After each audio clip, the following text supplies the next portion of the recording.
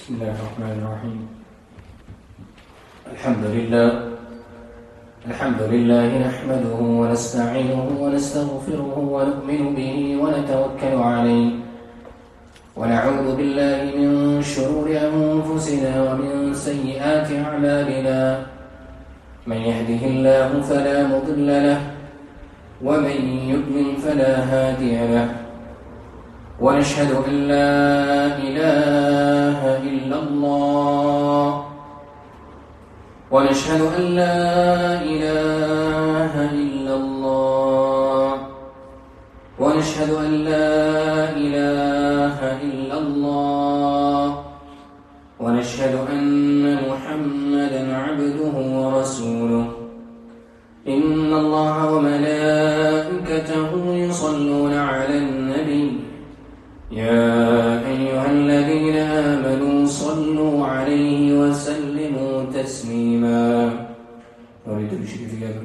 اللهم صل على محمد وعلى آل محمد كما صليت على إبراهيم وعلى آل إبراهيم إنك حميد مجيد. اللهم بارك على محمد وعلى آل محمد كما باركت على إبراهيم وعلى آل إبراهيم إنك حميد مجيد. قال الله تعالى في القرآن المجيد والفرقان الحميد بعد أعوذ بالله من الشيطان الرجيم. بسم الله الرحمن الرحيم. ليجزي الله الصادقين بصدقهم ويعذب المنافقين إن شاء أو يتوب عليهم وكان الله غفورا رحيما. صدق الله العظيم. السلام عليكم ورحمة الله وبركاته.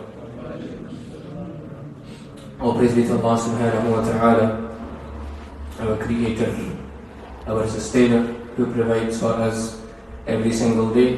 And we ask Allah subhanahu wa ta'ala to continue to shower His mercy upon us, and we send durood and salutations on His beloved Nabi sallallahu alayhi wa sallam.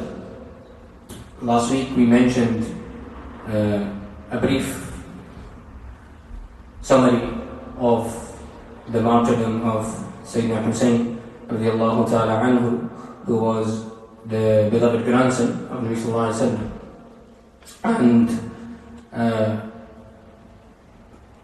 one thing which we learned was there was many things which were promised to Sayyidina Hussein radiallahu ta'ala anhu, and before him his brother Sayyidina Hassan, and before that his father was Ali radiallahu ta'ala. So they were all promised many things from the people of Iraq, that when you come we will give you support and we will help you and we will give you all of these things.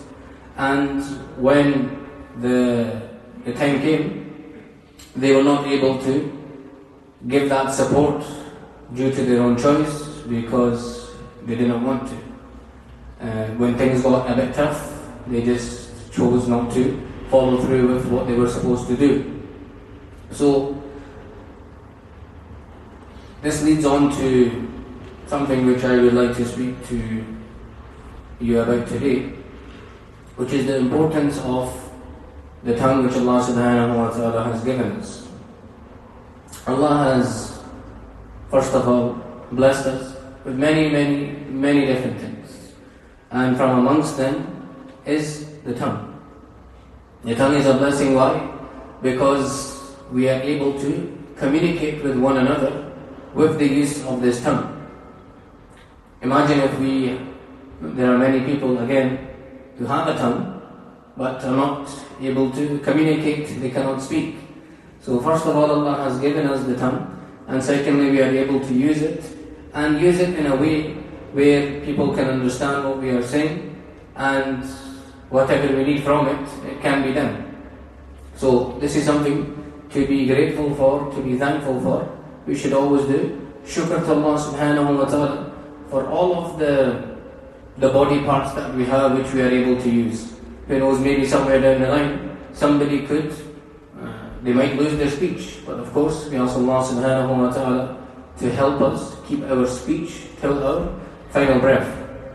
And it is so the tongue is a blessing because we can use it to speak to one another. But with everything that we have, and with the way the world is, and with how Allah subhanahu wa ta'ala created everything, there are etiquettes and ways of using the things that we have. So of course there are certain ways which the tongue has to be used as well. And of course the first thing which can be mentioned and which is very important as a Muslim is speaking the truth. Nabi Sallallahu Alaihi Wasallam mentioned in a hadith, إِنَّ الصِّدْقَ بِرٌ, that verily truthfulness is goodness. وَإِنَّ الْبِرَّ يَهْدِي إِلَى الْجَنَّةِ, and goodness will take you to Jannah. You have to get involved as well. Then I know you are paying attention and not falling asleep. So goodness takes you to Jannah. And وَإِنَّ الْكِذْبَ فُجُورٌ, truthful and lying is a sin. وَإِنَّ الْفُجُورَ يَهْدِي إِلَى النَّارِ, person who lies, it is going to take him to Jahannam. Yes? Everybody's never had a breakfast or lunch. Hopefully by the end we'll have some louder voices, inshallah. So, you have your tongue, you use it for truthfulness. Now, whether that is a youngster, whether that is a teenager, an adult, a granddad, a grandma, mums, everybody. We have a thing which sometimes happens within our households, is children come to us and they may say, Dad, Mom, can you play with us? Can you do this for me? What does Mom or Dad say? I'm busy. But Mom or Dad is not really usually busy, they just can't be bothered. So because of that, so the child sees Mom or Dad is sitting there on the sofa doing absolutely nothing and being busy in speech marks. But so then they learn from that. Okay, I will show you as well one day. That so when you call the kid for something, come help me out, I need your help or something, what does the kid say? Can't, I'm busy. The way that you were busy when you were sitting on the sofa, I am now busy as well doing what I am doing. So these small things can have a huge effect on the children. So if we speak the truth and if we are very careful with how we speak, then it will be a means of benefit. If we don't, then things get difficult down the line. And this is why Nabi Sallallahu Alaihi Wasallam taught us these things. That we have to remember, our deen, it is not just the acts of ibadah. I've mentioned this so many times. Our deen is not about just praying your salah and keeping your fast and giving your zakah, going for hajj, done, I am the best Muslim. No. It is our dealings with people. Every single day, the way that we deal with each and every person that we have in our lives. Our family members, how we deal with them. Our work colleagues, how we deal with them. Our neighbors, how we deal with them. How to speak is one of the most important things that a person can bring into their life. If we speak in the correct way, if we use our tongue in the correct way, it is only going to be a means of benefit. And this also includes our tone. How we come across, how we actually speak, that whether we are always shouting or whether we can speak in a calm manner, in a nice manner. These are all things which Nabi Sallallahu Alaihi Wasallam spoke about. Whenever Nabi Sallallahu Alaihi Wasallam would speak to anybody, he would speak in a calm way. He would speak correctly. He would speak in a way which was not going to cause any trouble or difficulty to anyone. And not only that, Nabi Sallallahu Alaihi Wasallam, he would speak clearly. He wouldn't mumble that we don't know what is being said. Nabi Sallallahu Alaihi Wasallam was to the point.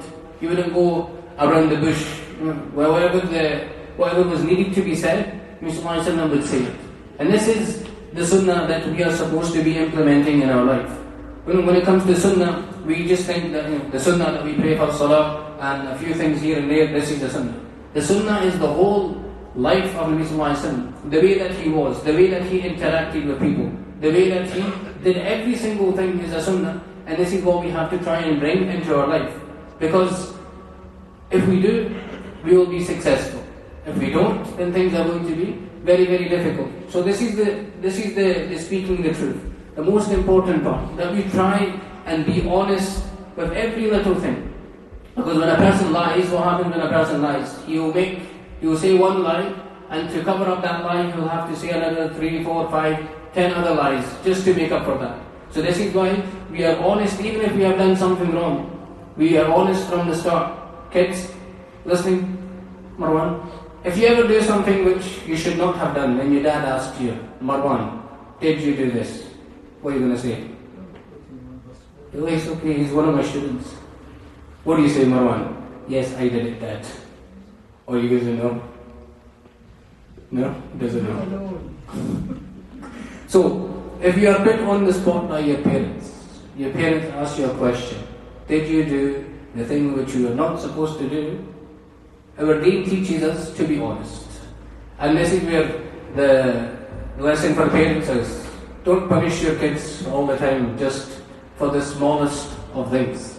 That Nabi Sallallahu Alaihi Wasallam, he would explain, he would advise, he would not punish. He was not sent as a punisher, he was sent as a mercy to mankind. And this is what we have to do, which is to try and bring the sunnah of Nabi Sallallahu Alaihi Wasallam into our life. The way that we are able to do that is if we, while listening to these things, we try and implement them, we try and bring them into our life. So this is what Nabi Sallallahu Alaihi Wasallam said about truthfulness and about lying. And lying is one of those things which is the sign of a munafiq. Ayatul munafiqi thalathun. Idha haddatha kadhib. That when he speaks, he lies. A munafiq is a hypocrite. Somebody who on the outside he shows that yes, I am a Muslim. But his actions, it shows that he is completely against. So we do not want to be known as one of the hypocrites. Ayatul munafiqi thalathun idha haddatha kadhiba. Wa idha wa'ada akhlafa. When he promises somebody something, he goes against that promise. وَإِذَا اؤْتُمِنَ خَانَ. When he is entrusted with something, he breaks that as well. That these are all the things that are breaking families today. These are the things which are causing arguments. That you said that you were going to do this for me, but you're not doing it. You said that you were going to look after this for me, you're not doing it. When we look at the example of Nabi Sallallahu Alaihi Wasallam, it was such that even the non-Muslims, those the non-believers, they would give their things to Nabi Sallallahu Alaihi Wasallam, look after this for me. Because he was the Sadiq and Amin. He was the one who would look after everything. He was a truthful one. He got known as a truthful one because of how honest he was. Today when we look at our own selves, we have to ask the question, am I being honest? Am I doing everything what I need to be doing? Those that have their own businesses, are we being truthful? Are we being honest? Are we giving the best product to our customers? These are all things as well which Allah subhanahu wa ta'ala will question us about as well. That everything that was given to you, how were you with it? That our deen again is not just about the ibadah that we do. Our whole day can become an ibadah if we are following the sunnah of Nabi Sallallahu Alaihi Wasallam. That the way that we are interacting with one another, if we are speaking in the correct way. This is what, for those who have their own businesses, this is what brings those customers back again and again and again, because of your customer service. Customer service is what Nabi Sallallahu Alaihi Wasallam taught us as well. How to be with the person that comes to your shop. You speak to them in a nice manner. You give them a greeting. We are living in this country. This is a way for us to give da'wah as well. That we try our best to speak in the correct manner. Because of that, this is the sunnah is the reason. The actions of Nabi Sallallahu Alaihi Wasallam is the reason why Islam spread. There was no need sometimes for the Sahaba to even say anything. Their actions were enough. Today, our actions, they are not the way that they need to be. And this is where we can do so much improving. If we try our best to implement the Sunnah of Nabi Sallallahu Alaihi Wasallam into our life, it is only going to bring benefit. It's never going to trouble you by having the Sunnah in our life. So this is the simplest things that we can bring into our life, is that we speak, whenever we speak honestly. Whenever we speak correctly. We do not swear. Swearing has become so apparent and normal nowadays. The things that kids are watching on TV, all of these things, is teaching them the wrong things. So we have to make sure that we are doing what we can to limit what they watch as well, but at the same time, as parents, how is my example? Am I swearing in front of my children? Are my children hearing swearing from me? Am I speaking in the correct manner? Am I using words which I should not be within the household?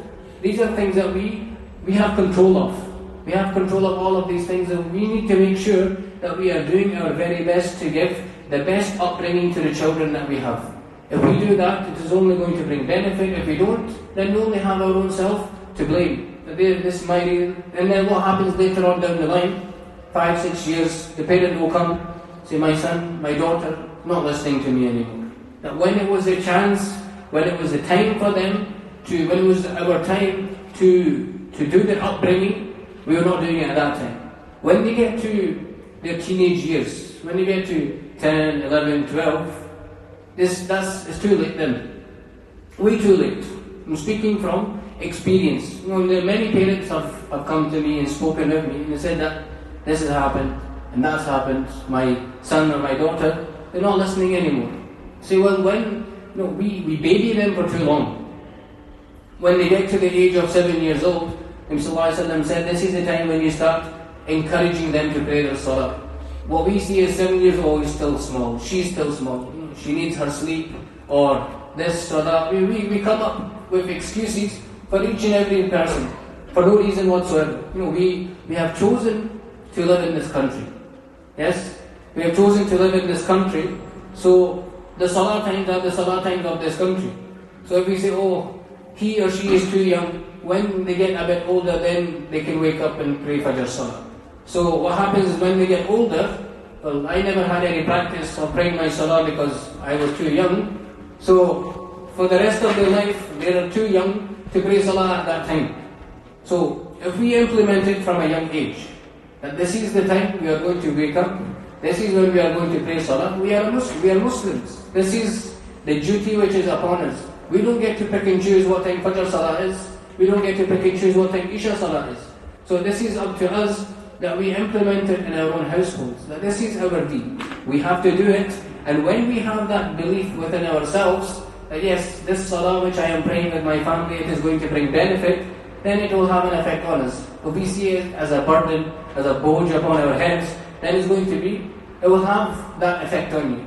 So this is where having the right environment within our houses, making sure that we are putting in the effort, this is what will bring benefit to us. Allah subhanahu wa ta'ala give us the tawfiq and the understanding to act upon these things. Allah subhanahu wa ta'ala give us the tawfiq to always speak the truth, to never lie, to always look into the way and the teachings of Nabi sallallahu alaihi wasallam.